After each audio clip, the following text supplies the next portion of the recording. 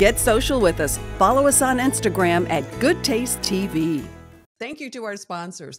She's known as the Truffle Lady, a French native, Texan by choice, and the force behind DR Delicacy, the premier source for the world's finest truffles, caviar, and gourmet ingredients. But Diane Roederer isn't just about sourcing luxury. She's about celebrating it. For 11 years, the Truffle Masters has brought together top chefs to compete in a night of truffle-infused excellence. It's the ultimate culinary event where indulgence meets impact, with proceeds supporting Southern Smoke. Get ready for the Truffle Masters 2025, because luxury should be tasted. Head to drdelicacy.com. Hi, everyone. I'm Angie Patton. Thank you so much for tuning in to our podcast, Good Taste for the Soul. It's brand new. Our goal each and every day is to make your day a little brighter and maybe tell you something you didn't already know. You know, as a lifelong journalist, it kind of pains me to say this, but sometimes ignoring the news will brighten your day too. That's easier said than done for most of us. So we deal with a constant barrage of bad news. And frankly, lately, the news feels a little more important, more significant in light of the times we're living in. If you're familiar with the prophecies written in the Bible thousands of years ago, then you can't help but wonder, are we living in the end times? Those ancient writings seem very relevant in this day and time. Is something bigger at play here? My next guest is an expert on end times and will be very well known to most of you. I've been a longtime fan of his writing and his extraordinary communication skills. And coincidentally, for years, we got a haircut by the same stylist. Small world. Max Lucado is a New York Times bestselling author, a pastor, and an incredibly gifted messenger. The Dallas Morning News called him the Ted Lasso of pastors. He's written a new book, and it couldn't be more perfect for the times we're living in. It's called What Happens Next? Max Lucado, welcome to Good Taste for the Soul. Welcome to our podcast. The name is Good Taste for the Soul, and I can't think of a more appropriate person. I hope this will be one of many discussions we get to have. You've got so many wonderful books, and I think I've told you before, you and I met some years back when I did a lifestyle show, and your publicist would send books and we would talk about them. So many of them I kept, and recently, don't ask me why, clearly not of my own doing, but I was drawn to them again, and I reread many of them again. So many stand out in my mind. Grace, in particular. One time I'm going to have you to come on and we'll talk about that book. I just thought it was beautiful. But I do want to talk about your most recent book. And I believe you've got the copy with you, right? I do. I've got it in my head and I've got it on my shelf. Well, it's such a pertinent topic. What comes next? And I think since I know in my lifetime, the end times are always a topic of discussion. When I was in high school, I think the Trilateral Commission had just been formed. And back in the day when you could take a Bible class in high school, in public school, I was, and that was a big discussion in class. And here we are, you can guess how many years later. And it's still at least 5. Yeah, at least. But it's always, I think, fascinated humans. You know, for some of us, there's always a quest of why are we here and what happens next. Was it the events in Israel on October 7th that maybe prompted so many of us to start really thinking about this in earnest again? I think that was a certain. By the way, thank you for letting me be on your program. Thank you. Oh, of course. No doubt that October 7th activated questions in the minds of many people because they see what's happening in the Mideast and wonder if that event of October 7th is one of the big events that will take place before Christ returns. To zoom out just a little bit, ever since Israel was reformulated as a nation, in 1948, many biblical scholars, specifically people who love to study prophecy or end times, have been perked up, because that is a super sign, if you will. It's a major event on the timeline of history that indicates that we're getting close to the very end. Nobody knows when Christ Right. will return, but we are called to look for the signs. Jesus was even critical of people who could forecast the weather, but they couldn't examine the signs. And so we are wise to keep our eyes on what's happening in world history. So that was a major event. In addition, there are so many factors that are unique to our generation, Tangi, not the least of which is the potential for nuclear proliferation. At just the press of a button, you get some crazy person who has access to the red button. And for one of the few times in human history, it seems like the world could be annihilated. And so we live with these factors. And many people, for them, it causes anxiety. But for those of us who really love reading about prophecy or eschatology or end times, we say, wait, the Bible said that toward the end, there would be wars and rumors of wars. There would be stress among people, that people's hearts would fail for fear, and anxieties off the charts. Suicide is the highest it's been since World War II. So a lot of things are happening that are causing us to take note. And then, of course, right now we're watching things happen in Syria, where there are specific prophecies in the book of Isaiah about the city of Damascus. So it's an extremely relevant topic, not an easy one, but it's a fascinating one. I think for a lot of people, it's a scary topic.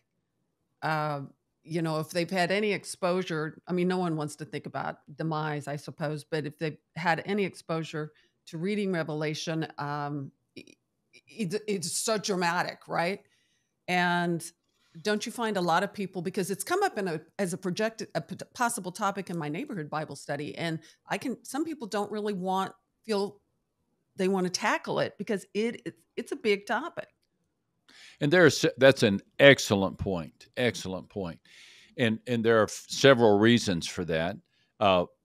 One is there's a bit of pastoral malpractice that has happened, in the sense that pastors have been prone to use teaching on the end times as a way to frighten people. Mm-hmm. There's a difference, I think, Tangi, between godly fear or reverence or respect of God and intimidation of God. I do not believe that end times is ever intended to frighten people. I've had so many people tell me, well, when I was a child, the preacher talked about the rapture or about the return of Christ, and I couldn't sleep at night, for weeks. It was so frightening. I just think that's a poor application of an exciting topic. The teaching in the Bible about end times is never intended to scare us, but just to prepare us. And toward the end of his life, Jesus said, just lift up your eyes when you see these things happening, because your redemption is near. And so the topic of end times, while it can be frightening, is intended to be reassuring. We are the people who say, okay, these are frightening days in which we live. We don't know what tomorrow holds, but we truly believe we know who holds tomorrow. And so, yeah, he told us these things would happen. And so I would love for people to be comforted, to be unburdened from that sense of anxiety that often happens when we study specifically the book of Revelation. But in the book that you're holding and we're talking about, I really cover the whole Bible, from Genesis to Revelation. Because I do believe that even the book of Genesis, or maybe especially the book of Genesis, is a prophetic book, because it describes how we were intended to be. The Garden of Eden is God's picture for end times. And just because Adam and Eve did not keep their end of the bargain, that doesn't mean that God won't keep his. Well, I think you're onto something too, because I've studied the Bible for years and whatnot. Became a Christian when I was like 12 years old. So, but I think when you start looking at it in totality, it is such an amazing, mind-blowing work. I guess that's why the Bible has withstood all these years, but it really is. It starts with Genesis, and that's a book that's often like in the beginning, and sometimes creation gets blown off by scientists and whatnot. That is really, there's so much there about what's going to be happening for the end time. It was a plan all along. I mean, it's this amazing, gigantic plan. That's a masterful point, Tangi, and I believe it's spot on. The scripture describes our God as a God who knows the end from the beginning. So if you want to know the end, then we should look at the beginning. And when God made Adam and Eve, he placed them in a perfect paradise, in a perfect body, in perfect harmony with one another, perfect harmony with nature, perfect harmony with him. And he also put them in charge of paradise. They were to oversee the work of God in the garden. Well, that's a picture of what is awaiting the child of God. And that is that we will be ushered into a perfect existence. I mean, not a week goes by that I don't either meet or hear about or pray for somebody whose body is just wearing out.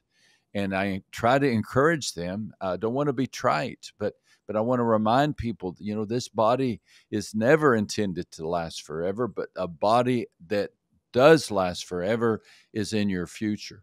And the same can be said about our relationship with nature. We do not subdue creation anymore. We do not reign over creation. In fact, we can barely get fish to bite, much less obey. So we feel overwhelmed by tsunamis and earthquakes and dust storms and droughts and changing temperatures. It's just a part of our daily conversation. But the day is coming, and I believe that day is a part of God's unfolding plan in what's called the millennium, in which we will oversee, we will rule with God over nature. And I don't know if I have all that figured out, but I find it to be an exciting part of the future. Just to say, and I'll stop on that, I think we can be excited. We should be excited. We need to know what our loved ones are doing right now who have already passed on. They've passed on into paradise. We need to give serious thought to a mysterious event called the rapture. And Christians have different opinions about the rapture, but we shouldn't avoid the discussion. I think it's a fascinating one.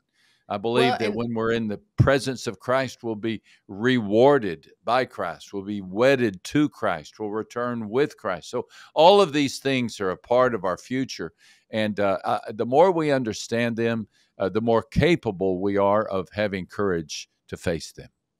Well, and the more you read the Bible, the truth is the truth, and historical events time and time again have played it out. You mentioned in your book labor pains, that you think we're in the midst of labor pains of the end times. What do you mean by that? You mentioned a few of them earlier. Yeah. And to be clear, I have never experienced labor pains. and you're one lucky guy. I'm a lucky guy. An amen from Tangi. Yeah. Mine was never 24 hours. So yeah. Oh my goodness. Yeah. Just yesterday is a side point. A fella and I were playing golf, and he said, "Can you believe that women go through all that to give birth? How painful and horrible that is. And yet a day or two later, they're already thinking about the next baby." I said, I don't get it. Maybe the Lord grants amnesia. But yeah, yeah. True. But that phrase "labor pains" is a phrase from Jesus, and it appears in what's called the Olivet Discourse, the Mount of Olives. is where Jesus gave his most extensive teaching about end times. And it's basically Matthew 24 and Matthew 25. It's also in the Gospel of Luke. And in that time, Jesus says that you will experience the beginning of labor pains. And he goes on to describe many things that, quite honestly, have happened since the beginning of time. Wars and rumors of wars, pestilences, earthquakes, and a variety of things that a person could read and say, wait a second, we've been experiencing these since the beginning of time. But what Jesus is talking about there, Tangi, in my opinion, is a period of time that is triggered by the resettlement of Israel as a nation. That's the major event. Now, for 2,000 years, serious students of the Bible, people whose work we still study and read, would dismiss the resettlement of Israel as a nation to the geographical Israel as an impossibility.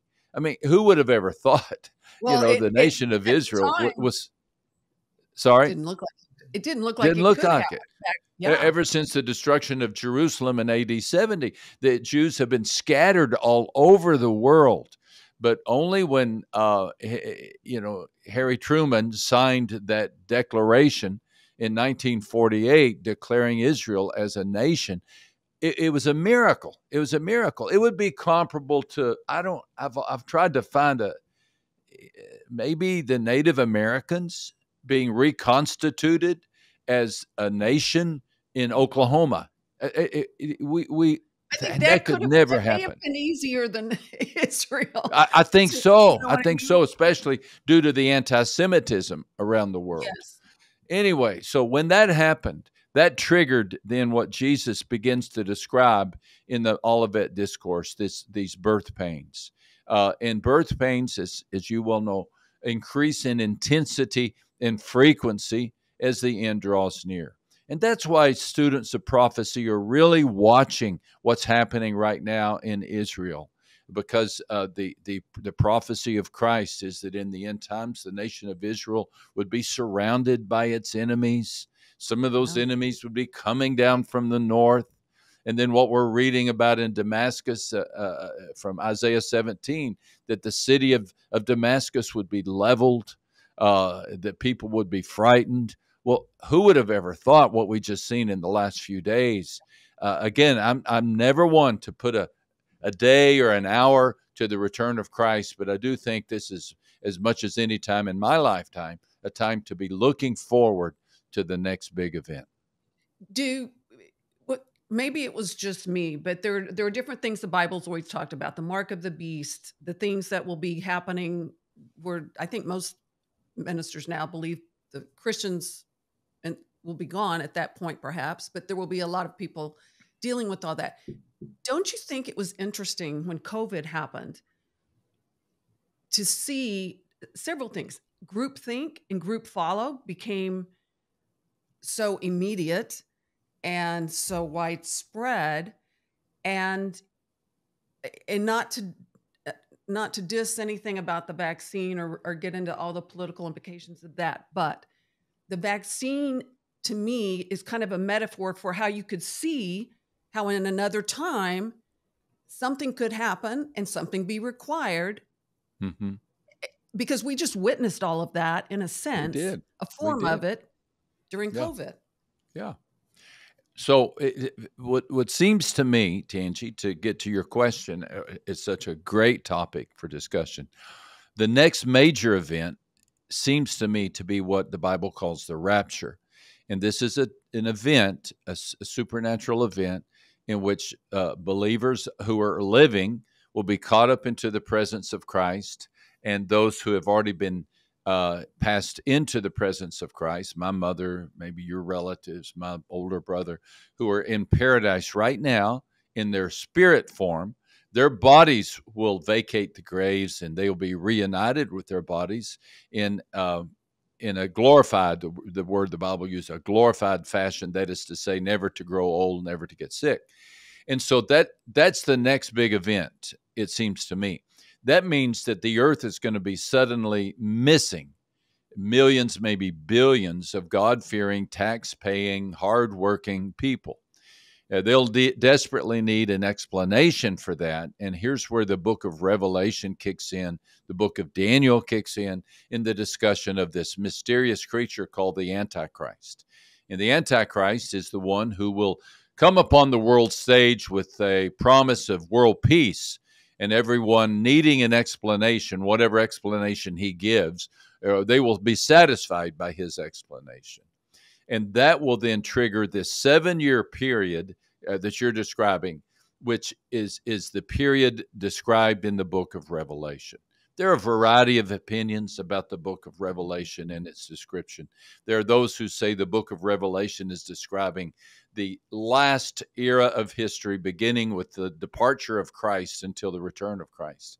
I disagree with that respectfully. I just think that there are certain unique factors about what's being described in the book of Revelation, and you're just landing on one of them, and that is the Antichrist will conjure up some type of mark, a mark of a beast, and unless you're bearing this mark of a beast, you cannot eat, you cannot shop, you'll you'll die. You'll die. Well, we couldn't imagine that. We couldn't imagine that just decades ago. But now, No. with the access of vaccines that can be required, I would add to that list AI, in which people can instantly hear communication in their own language, no matter where they are, without the need of a translator, that this person could take over many of the details or requirements in order to bring the world under his submission in a heartbeat. So that's a whole great topic. I don't know how far we want to go into Well, that. we'll definitely talk again, but I'm trying to put this in my little brain, trying to see things. COVID to me was very eye-opening, with how people will follow, with how technology can cause a horrible virus, and the mandates for that vaccine that were so prevalent, which hopefully history will judge effectively, and we'll have safeguards in place, but maybe not. The Bible says in times. Do you think it could be because when you have that picture of, two will be together, one will be gone, and as you just mentioned, well, millions, maybe billions will be disappeared from the earth. Could something like a nuclear war cause that kind of devastation, and then we're gone? Mm-hmm. And that's an Yeah. easy time for someone to come in like the Antichrist, I guess who it would be. Yeah. And all of a sudden, everyone's looking for some sort of semblance of normalcy Right. on a much smaller scale, like coming out of COVID. Everyone just wanted to go back to normal. Mm-hmm. Exactly. I think a nuclear war could be nuclear attack, and all of a sudden, all the believers are gone. Could be a way that the Antichrist could explain this. There could be those who are so secular minded that they would say, good, we're happy to be rid of all those people of faith. We were tired of them anyway. We're finally able to run the globe as we desire, and we can run it without references to faith. This Antichrist is sorry? It could be a pandemic again. It could be. So this Antichrist, he's mentioned a lot in the Bible. I do not believe that he is Satan. I do believe that he is a tool of Satan. When Judas betrayed Jesus on the night before the crucifixion, the Bible says that the spirit of the devil entered Judas. He just entered Judas. He took him over. In like manner, I could see that Satan has candidates to be the Antichrist in every generation. He does not know when the rapture is going to take place, but he's waiting for it to take place. And once the God-fearing people are gone, that will be his cue to enter the world. And so whoever that candidate is in that time will be embodied by evil, embodied by the devil. Now, the book of Daniel, as well as the book of Revelation, describes him as a great diplomat, some with the voice of a lion, That is to say, he has authority. He speaks with authority. He's persuasive. And apparently he's going to negotiate this treaty with Israel, which apparently will allow them to build a third temple, because there's references to this third temple throughout Scripture. And so they will be allowed to do what many in Israel right now are hoping to do, and that is reclaim that precious acreage where the Temple Mount is, and they will rebuild that third temple, or build a third temple. Midway through that 7 years, the Antichrist will break that treaty and set himself up to be worshipped, which takes us all the way back to your question about the birth pains, because Jesus said the climax of those birth pains will be what the book of Daniel called, and Jesus quotes the book of Daniel, the abomination of desolation, and that's an idiomatic expression for utter sacrilege and blasphemy. And what could be more blasphemous than for somebody to place themselves in the Holy of Holies, the most holy place for all the Bible, especially the Jews, and he will demand to be worshipped himself. But we won't be here. That's I always like to add that. I really don't. I do not. I have good friends who say, "Oh no, Max, we'll all be here. We don't want to be alive during that time." And I say, I don't think so. I mean, Jesus compared those latter days to the days of Noah and the days of Lot. Noah did not have to. He was not drowned by the flood. Lot, he never felt the brimstone. It was a time of great testing on the earth.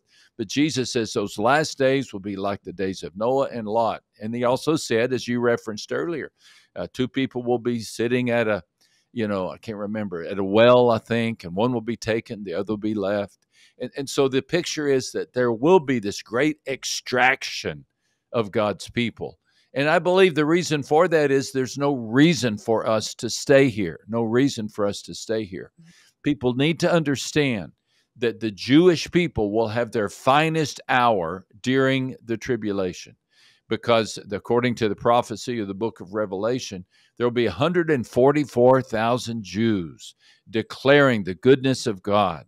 And the consequence of that during the time of revelation or tribulation will be a great revival. The greatest revival in human history will take place during the tribulation. And this will be led by 12,000 members of every tribe of Israel, so 144,000 Jews. I know I'm covering a lot of territory real fast, and many of the listeners say, where is all this coming from? It's a fascinating topic. Well, no, it is. And I'm curious, do you think the Antichrist is alive now? I think he could be. I think every generation has a candidate to be the Antichrist. But since Satan does not know when the rapture will take place, he is not omniscient. He cannot read our thoughts. He can only hear our words, and he can only watch history like we can. He's angelic in nature, although a fallen angel. So he does not know, but I do believe he has a candidate in the wings waiting to be embodied by him after the rapture. Also, I do not know how much time will take place after the rapture and before the tribulation begins. There are those who say it happens immediately. It seems like there could be a delay, a period of time that takes place, but the world will be in chaos, and he'll step in and try to bring some type of tranquility to it. You talk about in your book, and I found this fascinating, and I am not a good math student. That's why I went into journalism. But you reference in the book, I think I've got it here somewhere. Was it a 490-year countdown, essentially? Yeah. That Prophet Daniel talks about, right? Yeah. And those who are much smarter than I am and can do all these math calculations, you say there was a pause in the timeline. And does it trace back to when Jesus was alive? And The Jews It may be the refused. most challenging chapter I've ever written in any book of all my books. I mean, I Yeah. studied and studied and studied because I wanted to, number one, get it right. Number two, again, there are different opinions about the prophecies of Daniel, but the one that makes most sense to me, there is a prophecy of 490 years, and Daniel explains, or Gabriel tells Daniel. Gabriel, the angel, tells Gabriel that these 490 years will come about in three different sections. The first two sections are a total of 483 years, beginning with the construction or reconstruction of Jerusalem under the days of Nehemiah, concluding with, which is an extraordinary prophecy, concluding with the very day that Jesus entered Jerusalem on the back of a donkey, leading into his crucifixion. Well, this is all part of the prophecy. But so the question lingers, wait, there's 7 more years. There's 7 more years. And so the best explanation that I can tell is that those are the 7 years still awaiting the nation of Israel, because that was a prophecy for the Jews. 7 years awaiting the nation of Israel at some point in the future. And that's when those 144,000 Jews will complete that work that was given to them to be testimonies of God. That means that right now we are in between the end of the 483 years and the beginning of the final 407 years of the 490 years. There's no phrase in the Bible that calls this the church age, but that is what we're in. It's a day in which we it is the church, for all her warts and wounds. It is the church entrusted with this time of declaring the goodness of God to the peoples. And then at the end of the church age, when the rapture takes place, the church will be taken into the presence of Christ, and that responsibility will be turned over again to the Jewish people. And just one final thought. This is what God promised in the beginning. This is what God told Abraham, that your children will be a blessing, or your descendants will be a blessing to the end of the world. And the Jews have been. I mean, because of the Jews, we have the Bible. We have Jesus Christ. We have amazing blessings. It's no mystery to me why there is so much anti-Semitism in the world, and that is because the devil himself would love to destroy God's chosen instruments.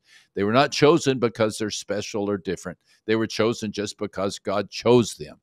And then they will fulfill that mission in those final 7 years. Forgive me if I'm rambling on, Tangi, but there's so many different angles for this. No, I know there is. And I was just on a conference call earlier this morning with a woman. I didn't realize till we got into the discussion. She was in Tel Aviv.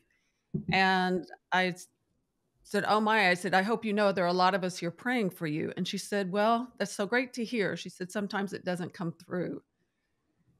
And I just found that, we're very blessed to live here. There's so much going on.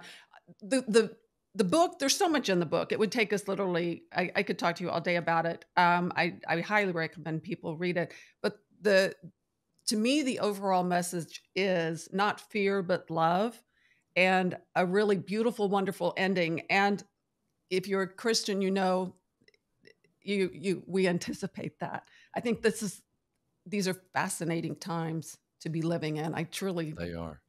I think they're fascinating. You had a beautiful, beautiful passage in the book that those of us who've had loved ones who've passed on, I just found it so refreshing. And it was the scene you picture in the Bible of those who are in paradise already are in such anticipation of our arrival. Yeah, people often ask, what happens to a person when they die, if they die before the rapture? Well, Jesus, when he was on the cross, turned to the thief on the other cross and said, today you'll be with me in paradise. And paradise is kind of a holding place. John Wesley called it the front porch of heaven, not quite heaven, but in heaven. It's a place in which we're enjoying beautiful fellowship with Jesus, with one another. There's no pain, there's no tears. It's a marvelous existence. So your loved ones they're at peace right now. My loved ones are at peace right now. And that's what paradise is. And paradise is that kind of collection place for those who are trusting Christ. And the book of Hebrews is the passage that tells us that they are the great cloud of witnesses, and so witnesses must witness, right? They must see something. That's why they're called a witness. So are they witnessing Jesus? Is that why they're witnesses? The context there is a idea of those who have gone to an Olympic event, those who are in a stadium, and they're watching their loved ones complete their event, their race, and they're cheering us on. I love that thought. I do. I love that too. thought. I think it's so beautiful, and it conjures up an image of what a reunification with these folks would be like. Absolutely. Absolutely. Because heaven will not be heaven until we're all home. Here we are in the Christmas season, and we're all waiting for all our loved ones to show up.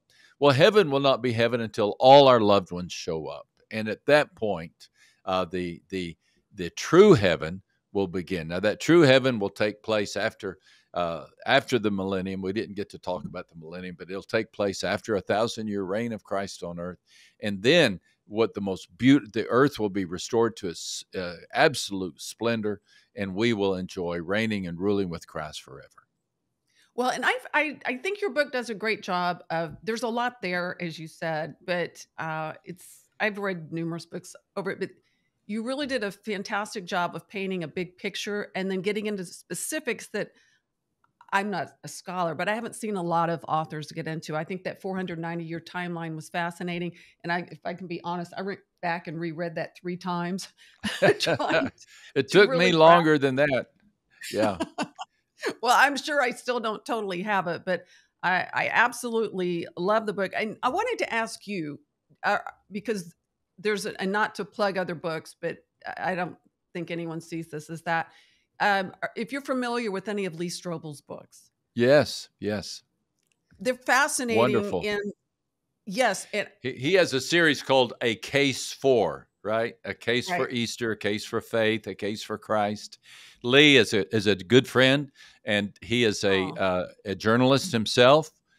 He became a Christian in Chicago when he was working for the Chicago paper. His wife was a believer, and she convinced him to go to church, and he became a believer himself and uses his wonderful journalistic skills like you do to help people understand the validity of the faith. So anything by Lee Strobel is a good read. Oh, I started going through all of them, and I found it fascinating how he interviews, and you're right, he approaches it from a reporter, a journalistic standpoint. He interviews these scholars who have for their careers thrown water on the Big Bang Theory, on creation, on the Bible, and how over years of study, how many of these guys have come around and said, you know what? I know of no other explanation that makes sense than theism. Yeah. That's right. I just find that fascinating. Do you think we're in the midst of, in my last question, do you think we're in the midst of a revival of Christianity in a sense? And I don't mean to say that in a way that downplays it in any way, but to me, there seems to be. Yeah, I do. I think these are the best of times and the worst of times, that old phrase, because the mental health issues are deeply disturbing, especially among our young people. Yet among our young people, among Gen Z, that's where we're reading reports of hundreds of baptisms at the University of Florida or Alabama. There's a great movement taking place on college campuses. And so for that reason, there's reason for hope. Well, let me ask you, and I know I said it was my last question. I'm curious, as someone of a preacher doesn't seem quite adequate, a pastor. I feel like you're so many other things as well. But what do you pray for? Other than personal things, I mean, what should we be praying for? Yeah. Okay. Here's my answer. It seems to me there has been a rash of scandals in the church, especially large churches. I'm personally involved in helping a particular mega church get through a scandal. And it breaks my heart. It does. It just breaks my heart. I know of 8 different pastors whose behavior has not reflected their calling, and it just takes its toll on their congregations. So I pray for these churches. I pray that the Lord would help us. I'm not sure how to explain what seems to me a rash of this taking place. I don't, but for every pastor who falls, there's 20,000 who don't, right? But those who do fall, they get the news, and they get the attention, and it's really hard on their congregation. So I do pray for the pastors of our churches. Well, and I think we all hold the pastors to a certain level, but the reality is we're all human, right? Yeah. Mm-hmm. We're all human. Well, Max, thank you. Thank you so much. Again, I absolutely loved your book, What Happens Next? And it is, I just think does a great job. It's so thorough an explanation. And what for many people is a fearful subject, I really think your book does such a wonderful job of dispelling the fear aspect, embracing the love and the truth of Thank you. who we Thank are you. and why we're here. So thank you. Thank you. Thank you. I hope you'll God come bless back. you. Congratulations on your podcast. Thanks, Max. Thank you so much. Thank you.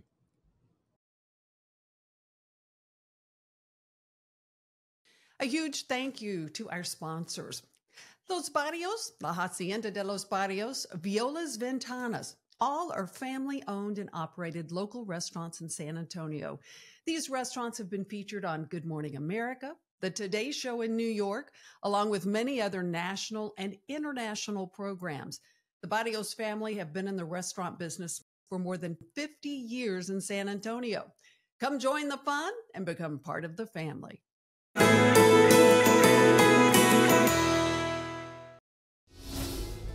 Get social with us. Follow us on Instagram at Good Taste TV.